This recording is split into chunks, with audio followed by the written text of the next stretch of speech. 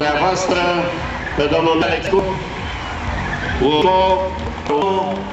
este concurentul cu cifra cea mai mare la vârstă, decanul de vârstă al concurenților, care aspiră la primul loc al competiției.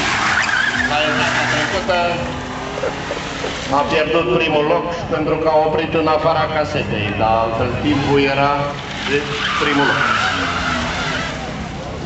Are și o adaptare specială făcută la mașină. Veți putea vedea în interiorul mașinii o manetă specială cu care face aceste, încât startul să decurgă cursiv. Start pentru Mihai Alexandrescu cu numărul 1.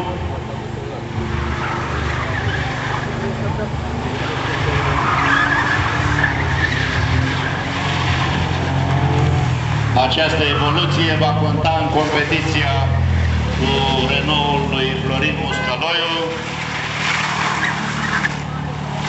și cu Dacia lui Mihai Bercioiu.